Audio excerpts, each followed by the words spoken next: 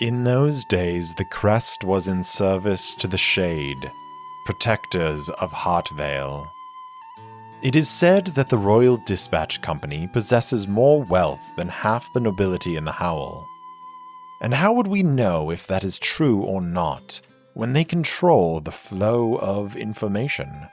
I find it strange that such an entity was allowed to form and flourish. They are not bound by loyalty of blood or bond to the city, and I wonder if the lords and ladies of Heartvale see how their power has grown. According to the information I could find, the Royal Dispatch Company was founded 73 years ago by a merchant and a minstrel who believed they could make a few coins, sharing information they picked up in their travels. Through clever maneuvers and deals, they managed to sign an exclusive contract with Heartvale to act as their official purveyor of news and information. That was 30 years ago, and the Kingswood Criers have become an integral part of Heartvale's society. What I cannot determine is how the current head of the company, Ephraim Fellheart, came to power. He seems to have been a poet in Resden during his youth, and he was likely hired by the Royal Dispatch Company some years ago. But when and how he rose to leadership is somewhat vague. A curiosity, perhaps, but when he is the man controlling the influx of information to Heartvale, it is a vital curiosity that seems to be shared by our allies, the Shade.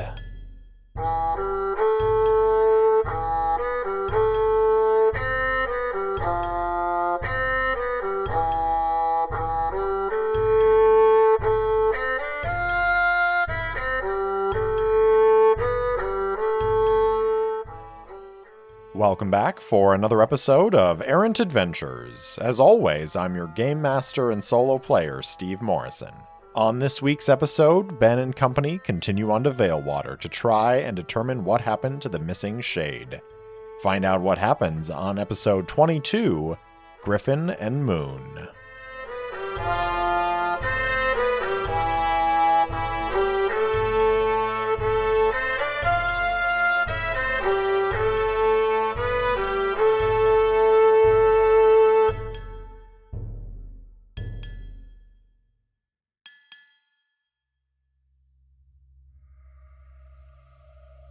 Benn stares down at the Shade coin in his hand that is covered in blood.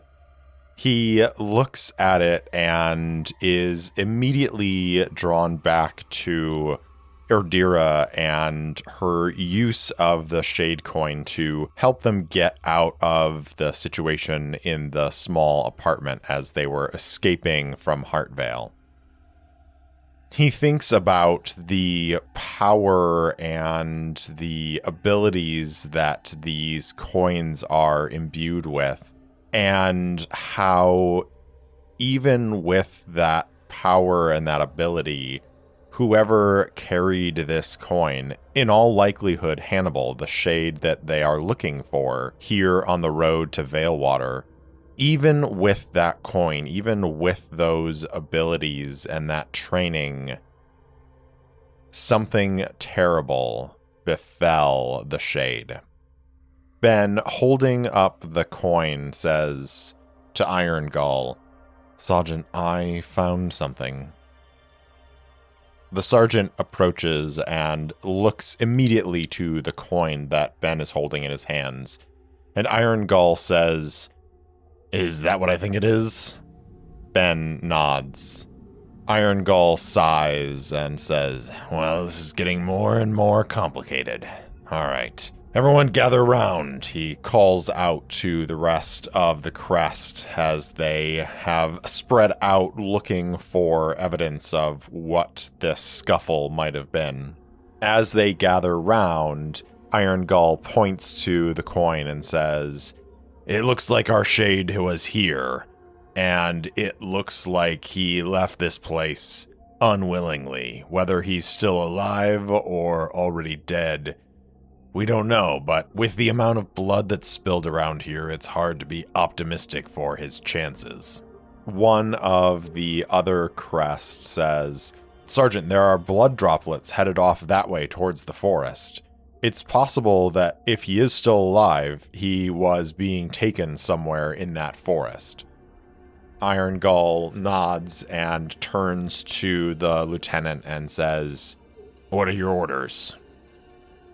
She looks at the spattered blood on the ground. She looks at the coin in Benn's hand, and she looks towards the forest. At last, she says, It would seem that we must go in pursuit of this shade. After all, it is the reason we're here. However, it is also our mission to follow up on whatever lead it is this shade was pursuing. Considering his seemingly awful demise on the road, I doubt he ever made it to Veilwater.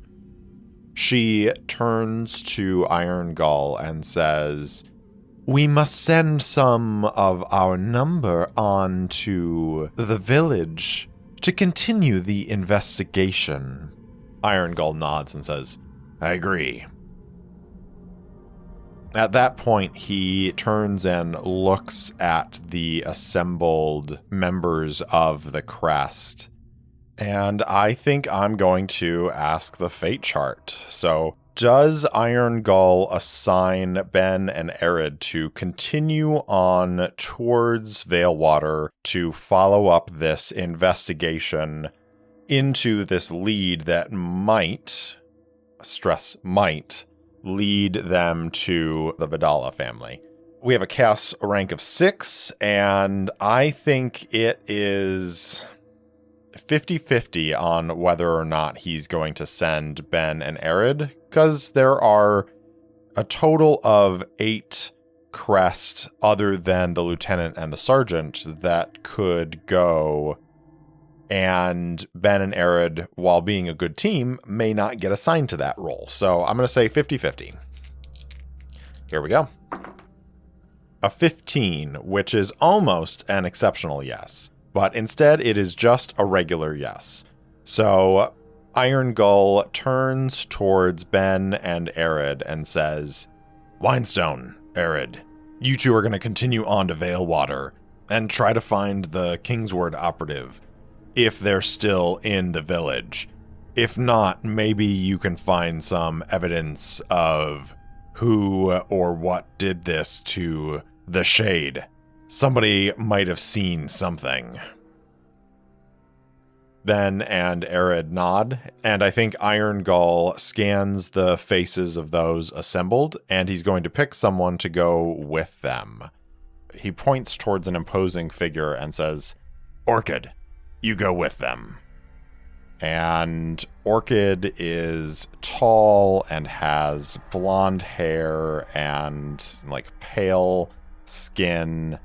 And let's find out a little bit more about Orchid. So I'm going to roll a d6. 1 to 2 is going to be male. 3 to 4 will be female. 5 to 6 will be non-binary or undetermined. Undetermined. All right. So this tall, sort of imposing figure, let's roll on some appearance stuff. 2 and 5. Chiseled. So they are cut. They've got muscles for days. And let's get a physical detail.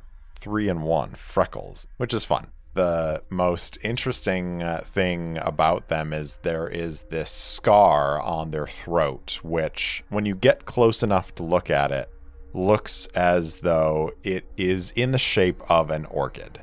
Hence their name. So Orchid steps forward and they say, Right, Sergeant. I'll follow where they go.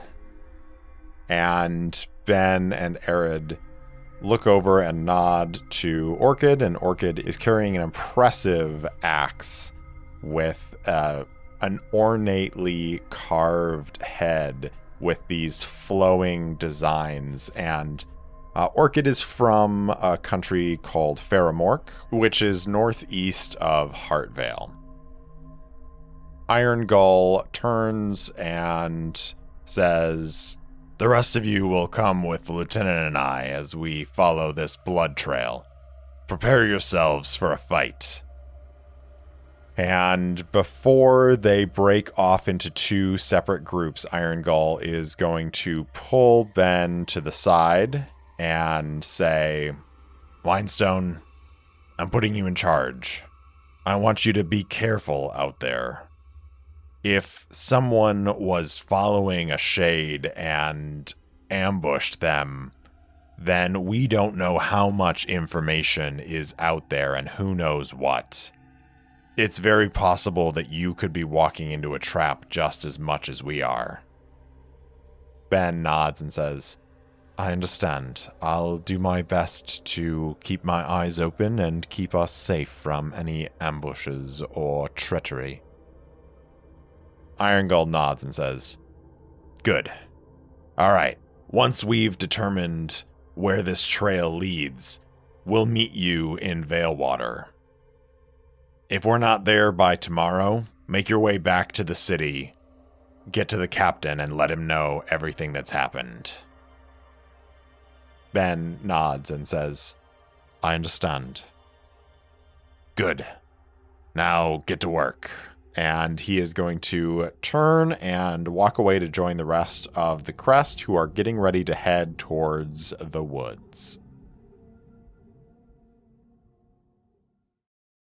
Now, we were in the middle of this scene of making their way to Veilwater, and I don't know that there's necessarily anything else that is going to happen on the road, but I think maybe we should ask the fate chart that and get a solid answer to that. So, is the rest of their journey to Veilwater uneventful? I think it's probably likely. So, chaos factor of 6. 0-2, which is an exceptional yes. So, not only is the rest of the walk to Veilwater uneventful, it is also just incredibly boring. And I think because it is so boring, we don't have to worry about there being any sort of ambush or anything when they arrive in Veilwater as well. So as they approach the village, Veilwater is basically a secondary port for Heartvale. So it is not a large village by any means, but there is a decent-sized harbor and a number of sort of warehouses along the shore that can be utilized by companies bringing in goods that, they can't quite get into Heartvale. And then there are carts coming and going to and from Heartvale, delivering those goods back to the city.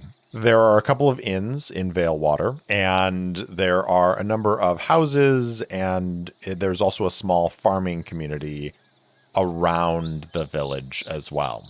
So as Benn, Arid, and Orchid arrive at Veilwater, they are going to begin looking around for the inn where this Royal Dispatch Company operative might be staying.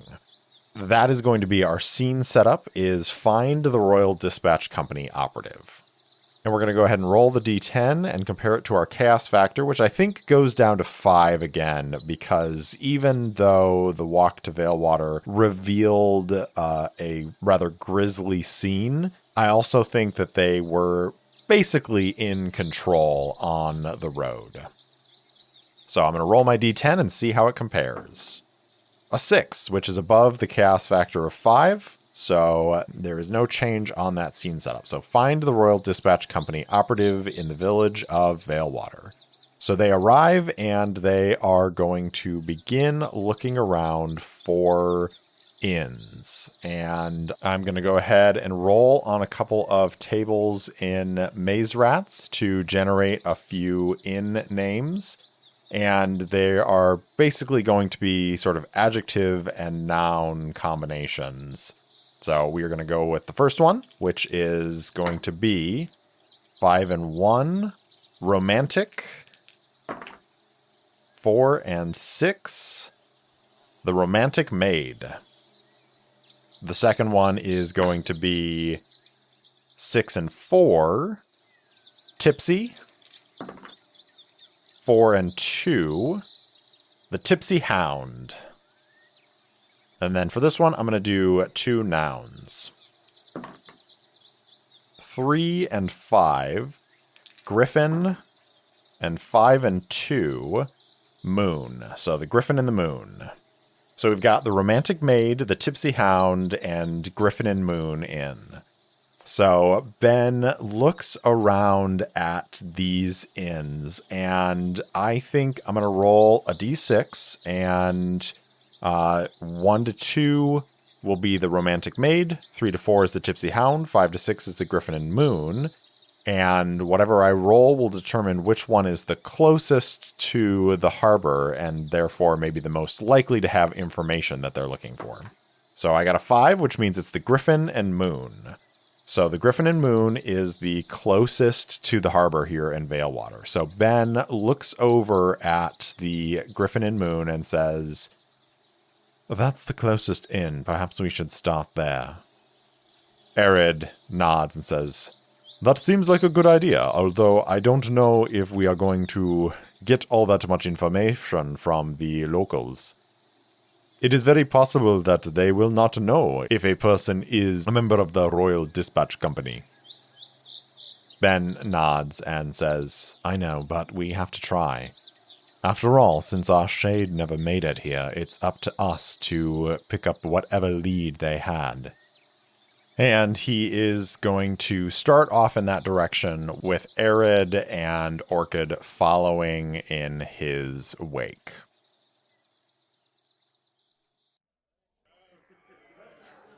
As they enter the Griffin and Moon, it is a steady afternoon evening. I think at this point, like, they have reached Veilwater and it is closer to dusk.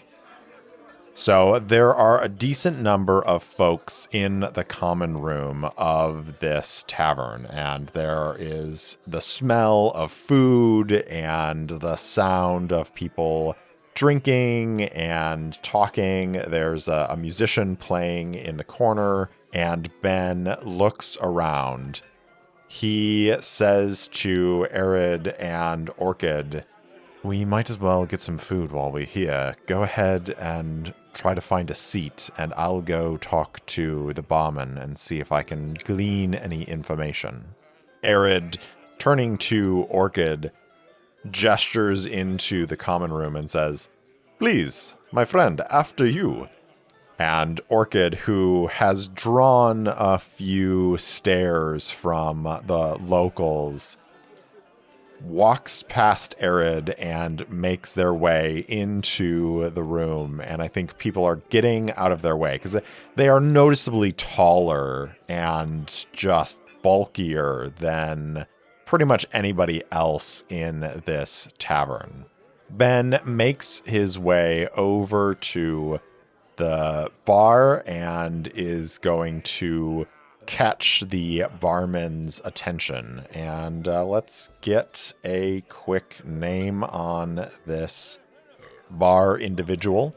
I'm going to once again roll a d6, and we'll do 1 to 3 will be female names, 4 to 6 will be male names.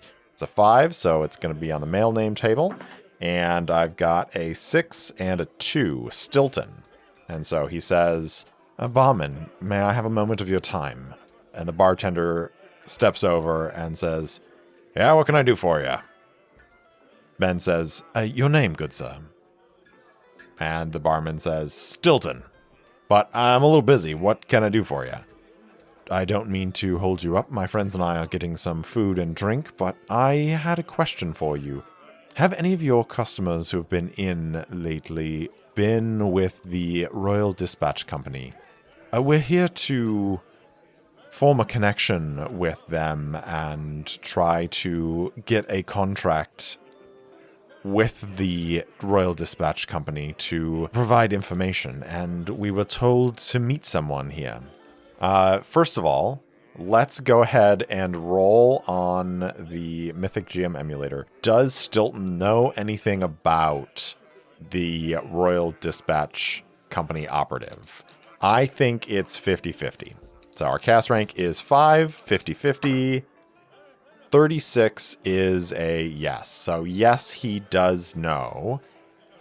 Okay, so knowing that the Royal Dispatch Company is pretty rich and powerful, and knowing that this barman that he's talking to knows something about the Royal Dispatch Company operative, is it possible that the Griffin and Moon is actually owned in some way by the Dispatch Company, and this barman is connected to the company in a more concrete way than just being a bartender in an inn that sees a lot of travelers come through? I think it is unlikely, but that's not necessarily a no, so let's ask the fate chart. 17, yes. Yes, this bar is owned by the Royal Dispatch Company, and Stilton is an operative of the Royal Dispatch Company. Could it be possible that he is, in fact, the operative that the Shade was sent to talk to? I think there's really no way that he is, because I think the operative that he was sent to talk to was somebody who has actually been abroad and has returned. But, again, even though I think it's no way, because of the fate chart, that doesn't mean that there is, in fact, no way. So let's roll and find out. 91, in this case, is an exceptional no. So Stilton is definitely not the operative that Benn is looking for. I don't think he is a Royal Dispatch Company operative at all. I think that the inn is owned by the Dispatch Company, and therefore the people who work there nominally work for the Royal Dispatch Company. But it's also a maybe like silent partnership sort of thing where the tavern owner, the inn owner, knows that the Royal Dispatch Company is in on this, has provided funding for the inn, but that's not necessarily public knowledge. And so I think the bartenders and the people who work at the inn know to make a room available for any Kingsword operatives that come through. But I don't think, because we got an exceptional no, that Stilton is directly related to any of these Kingsword operatives. So he looks back at Benn and says, we get some Kingsword folk through here now and again, coming back from abroad. Now I'm trying to think if we've had anyone recently. And he's thinking for a moment. And I think the last question here on the fate chart is the operative that the Shade was looking for still here? Because it has been several days since the operative was sent out and has failed to report in. So it's possible that that operative has moved on. So I think it is very unlikely that the operative is still here. Once again, chaos rank of 5. Here we go. 59 is a no. So that Kingsword operative is no longer here. So I think Stilton says, there was one here staying at the inn about a week ago, but he took off 3 days ago, got on a ship and headed back out. Benn frowns and says, oh, well, that's disappointing. Our information must have sent us here just a little too late. Did he talk to anyone? Is there anyone here who we could talk to that maybe spoke with him and we could get a second chance at this? And I think that it's pretty much impossible that this bartender who sees a bunch of people is going to remember any specifics of who this operative talked to, if anyone at all. 30 is a no. No, he does not remember. He's like, sorry, friend, I wish I could help you, but that's all I know. And Benn nods and says, very well, thank you for your assistance. I suppose that I will go join my friends. And Benn makes his way over to the table. So at this point, we know that Stilton at least doesn't know who the Kingsword Crier spoke to, or if anybody else does. And we know that the Kingsword Operative is no longer here in Veilwater. So what else can we glean? I think Benn goes back to the table, informs his compatriots of this information, and he turns to Arid and he says, Arid, is there anything you can do with your talent to garner any more information than what we've already determined? I would hate to just sit here for a few hours and then have to report to Iron Gull that we failed completely. Yes, I do not want to do that either, my friend, so let me take a moment. And he is going to close his eyes, place his hands on the table, and focus. As he is doing that, Benn looks over at Orchid and says, Orchid, how long have you been with the Crest? I know we haven't worked directly together yet, but I know you were here when I joined. And they say, I've been here about 4 or 5 years. So then you were part of the events in Lasha? Oh yeah, I was part of those events. It was a little chaotic, but really it wasn't so bad. Got to bring out Bone Eater, and they slap the haft of their ornate axe. Got a lot of work in that time. Benn nods and asks for maybe a story of that time in Larsha. And the two of them talk for a few minutes while Arid is focusing on his talent. So we are going to go ahead and have Arid whisper into the unspeakable power. So this is when you ask a question or seek guidance from the supernatural, roll plus arcane. On a hit, the MC will pick one of the following. So we are going to go ahead and roll 2d6 plus arcane, which is 2 for Arid, and see what the unspeakable power has for us. 6 on the dice, plus 2 is an 8. So on a 7 to 9, the MC picks one of these following. Your insight is vague, frightening, or confusing. The unspeakable power learns something you might not want it to know. The unspeakable power whispers a threat back to you. Ooh. So because I did get a hit, Arid either has a brief vision, hears a faint voice, or has a curious sensation. So I'm going to actually answer the second one first, and I'm going to do that by rolling a d6, and I'm going to make 1 to 2 be the first one, 3 to 4 the second, and 5 to 6 the third option. A 1. Your insight is vague, frightening, or confusing. Okay, so I think because of that, it is going to be a curious sensation. So Arid is focusing on the table and stretching his senses out from this place, trying to encompass the whole of the Griffin and Moon with his magical talent, trying to sense some information, some lead of where they might need to go. And I think he feels a few things. First of all, I think he feels like they're being watched. And not just watched from the standpoint of people in the tavern having noticed them. No, I think they are being watched by someone specific. And I don't know if that someone is magically watching them, and again is sort of like sensing the approach of Arid's magic, or if it's someone physical, a person in the room watching them. So let's ask the fate chart. Is the person watching them in the room with them? I think it is probably likely.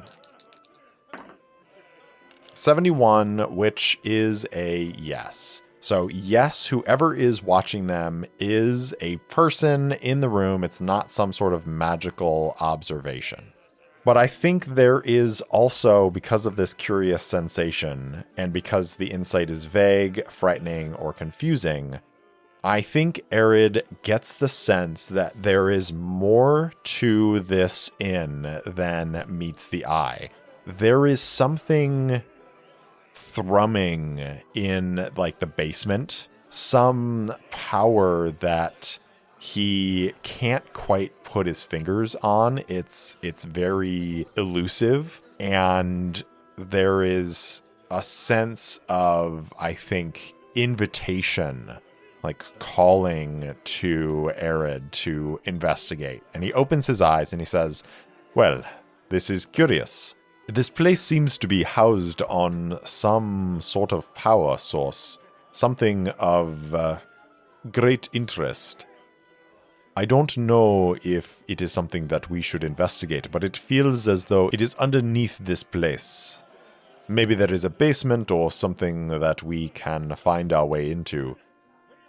I feel as though this place is connected to the person that we are looking for. It is possible that this place is owned by the Royal Dispatch Company.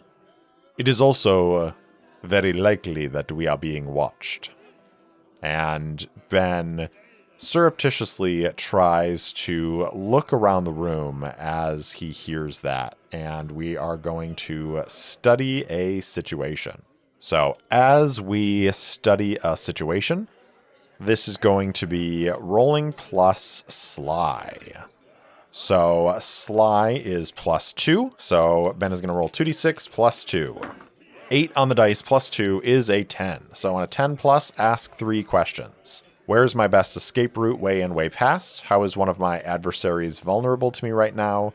What am I missing? Who or where is my enemy really? Who's actually pulling the strings here? Who or what here could be a useful opportunity for me? So I get to ask 3 of these questions. I think that I'm going to start with what am I missing? Because I don't know yet that this person that's watching them is an enemy. We can't say that for certain at the moment. So what am I missing, I think, is going to encompass who is watching them. And to figure that out, I'm going to go back over to Maze Rats, and we're going to get an appearance and physical detail and some clothing to fill out what this character looks like.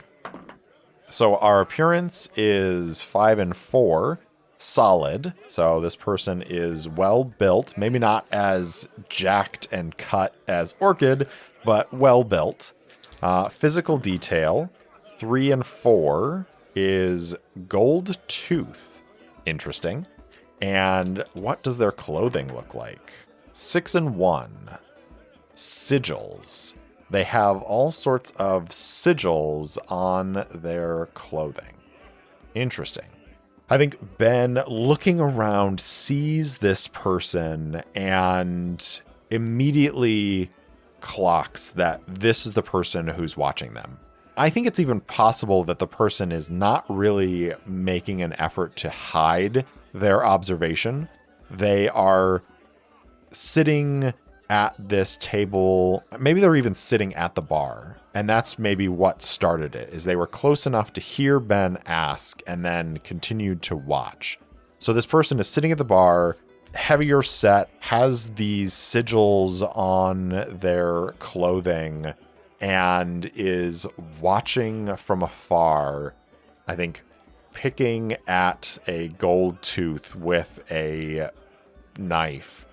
And Benn meets this person's eyes and says, "I think I found who's watching us." What are our other questions here? Who or what here could be a useful opportunity for me? I think that is maybe an obvious question. I think this figure being the answer is maybe too obvious of an answer for that question. So I'm going to ask the fate chart. Is this person that they are seeing who is watching them a useful opportunity for Benn and the others? And I think it's 50-50. I don't really have any strong feelings one way or the other. 37 is a yes. So yes, this is the person who is useful to them. I think the person sitting at the bar meets Benn's eyes and does not look away. And I think even makes a gesture that Benn interprets as, "May I join you?" And Benn offers a quick nod.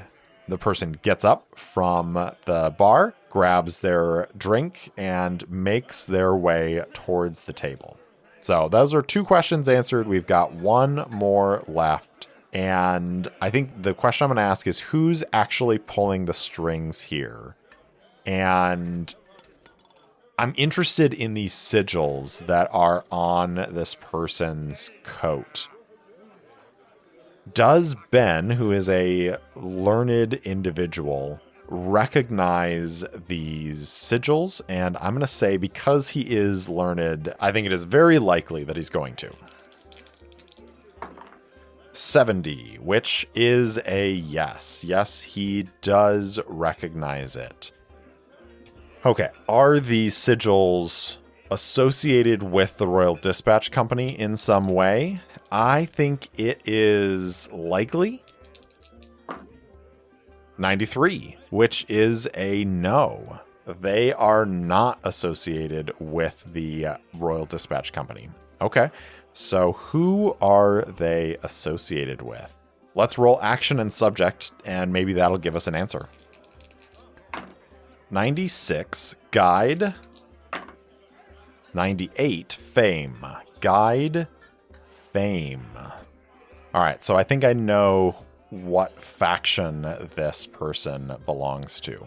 So as they make their way over, let's go ahead and once again roll a d6 and determine if I'm rolling on the male or female names on this list here.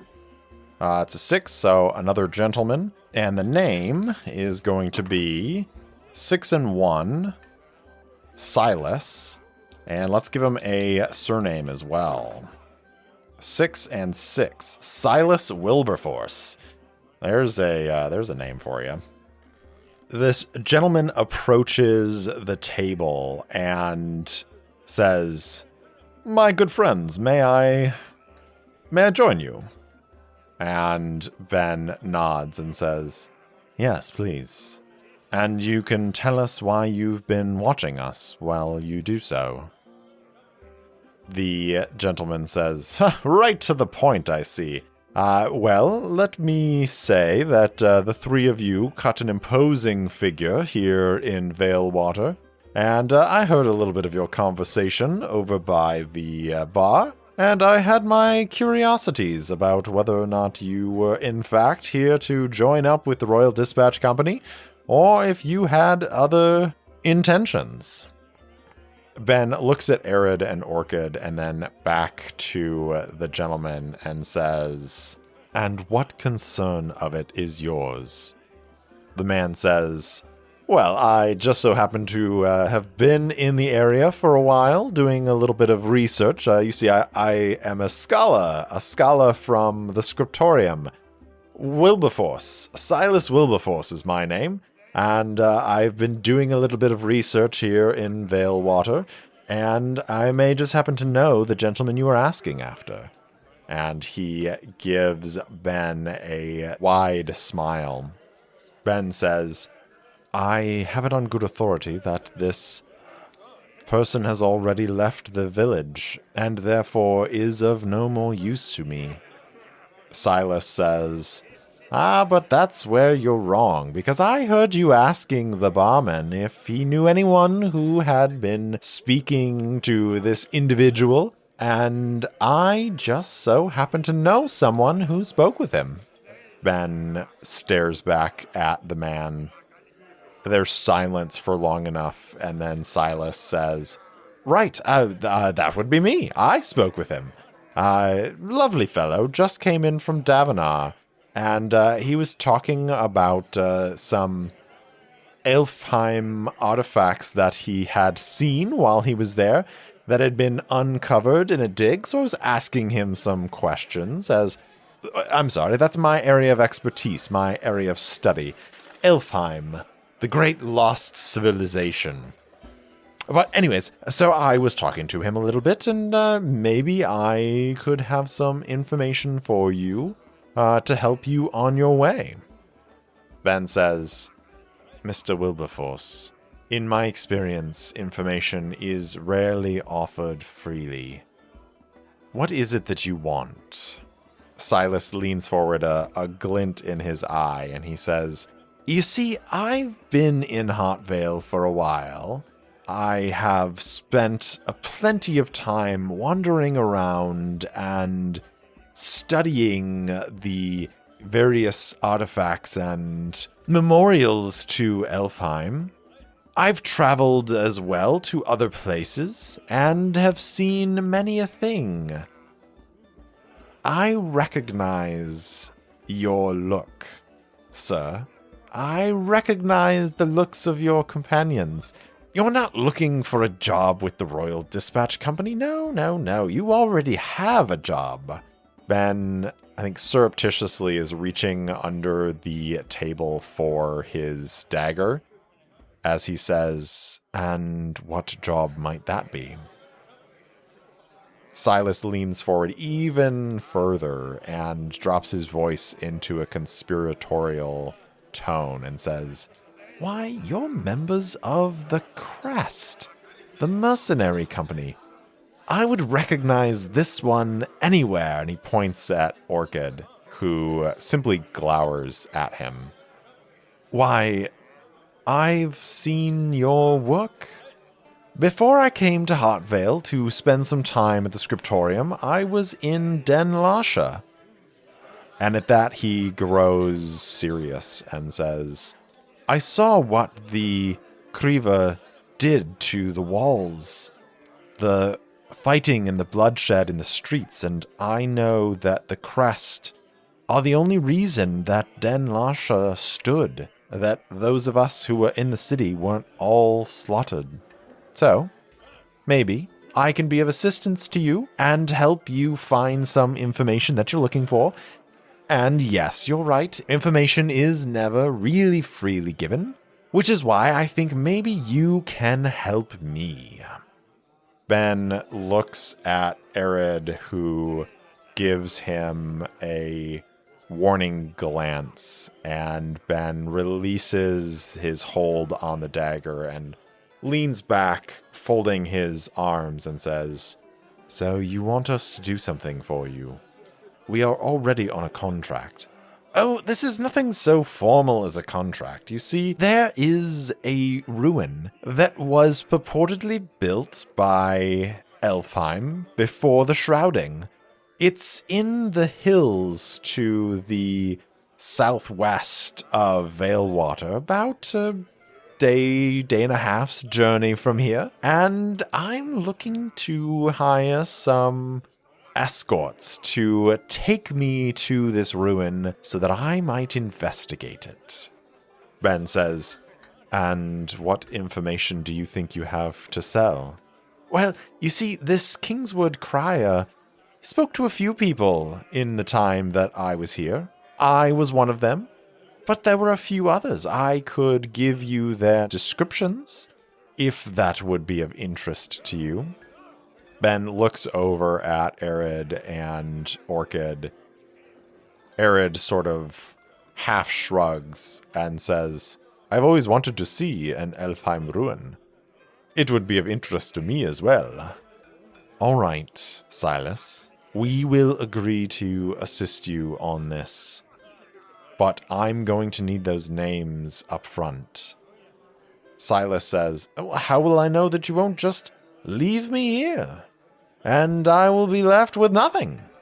Benn, at that point, removes the emblem of the crest that he has hidden under his coat, and he sets it on the table with his hand over it, and he says, I cannot make a binding contract for the crest, but I can promise you that as I am a member of the Crest and as a man of honor, I swear to you that I will help you get to this ruin and investigate it. But we need those names so that we can continue our work as quickly as possible before the trail runs cold.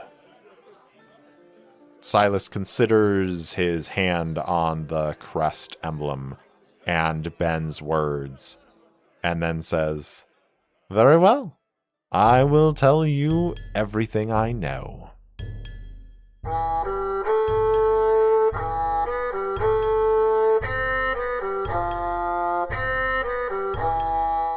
Thanks for listening to Errant Adventures, and thanks so much to Syrinscape for the lovely ambient sounds and music throughout the episode.